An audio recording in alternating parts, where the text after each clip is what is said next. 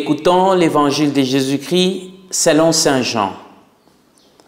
En ce temps-là, quelques jours avant la Pâque, la grande foule venue pour la fête apprit que Jésus arrivait à Jérusalem. Les gens prirent des branches, des palmiers et sortirent à sa rencontre. Ils criaient « Hosanna ! Béni soit celui qui vient au nom du Seigneur. Béni soit le roi d'Israël. » Jésus, trouvant un petit âne, s'assit dessus, comme il est écrit.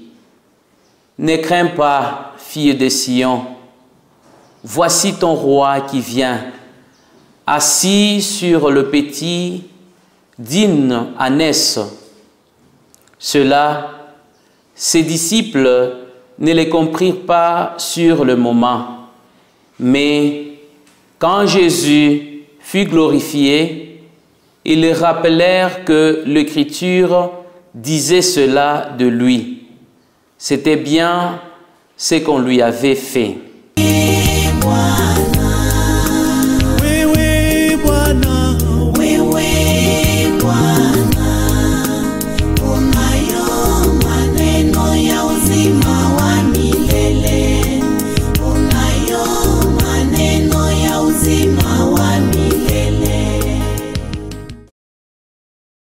Frères et sœurs, aujourd'hui, la création entière est en joie de voir Jésus entrer à Jérusalem. Les portes de la ville de Jérusalem s'ouvrent et toute l'assemblée chrétienne chante « Hosanna au plus haut des cieux ». Toute la foule devant les portes de Jérusalem crie de joie.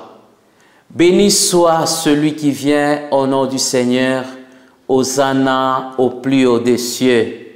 Nous aussi, nous chantons la même chose, Hosanna au plus haut des cieux. Ces paroles nous font voir qu'aujourd'hui, nous célébrons les dimanches des Rameaux, symbole de l'entrée triomphale de Jésus à Jérusalem, mais aussi de la passion, de sa passion.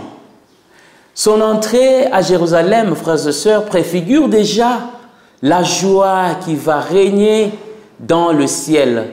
Mais son attitude nous enseigne l'humilité d'un fils authentique de Dieu. Il vient monter sur un ânon, en signe d'humilité, car cette bête ou cet âne était classé au rang de pauvres et réduit aux gens de la campagne. Dans son entrée à Jérusalem, le Fils de Dieu n'entraîne pas avec lui les gens pour aller se faire tuer, ni pour aller réclamer la mort de quelqu'un. Raison pour laquelle nous les voyons entrer à Jérusalem sans char, ni homme armé. Et pourtant, il est le roi de l'univers. Comme roi de l'univers, il n'a pas besoin de sacrifier quiconque pour régner. Et pourtant, il règne dans l'univers. Il règne dans le monde. Il règne dans nos vies. Il n'a pas besoin d'abandonner son peuple, moins encore le pauvre, pour s'attacher aux riches afin de triompher. Et pourtant, il est couronné de gloire. Frères et sœurs, qu'est-ce que nous pouvons aussi faire? Mais qu'est-ce que nous pouvons faire pour que le Seigneur lui-même aussi nous accorde la chance et la gloire d'être couronné un jour? Mais avant tout cela, nous devons nous poser la question de savoir qu'est-ce que nous lui avons fait et qu'est-ce que nous lui faisons chaque jour. Nos rues, ses drapes de manteau, jetés sur son passage, mais dès qu'il passe, nous souillons son corps en maltraitant le pauvre, en maltraitant les autres. Nos mains lui tendent le rameau pour son heure du triomphe, mais après, nous blessons son front en promouvant la mort, la haine, le tribalisme, la corruption, l'homosexualité, la tricherie, l'indifférence.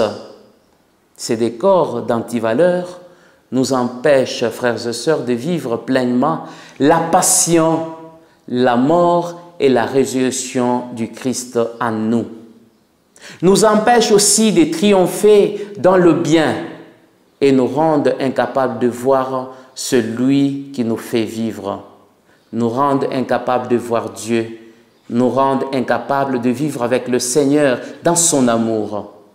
Frères et sœurs, en ces dimanches alors de Rameau et de la passion du Christ, imitons les foules de Jérusalem heureuses d'accueillir Jésus et de l'acclamer. Mais imitons aussi Jésus lui-même qui avance avec fierté vers la mort heureuse pour le pardon de péchés, pour la rémission de nos péchés. Restez toujours fidèles à sa parole et bon dimanche à tous.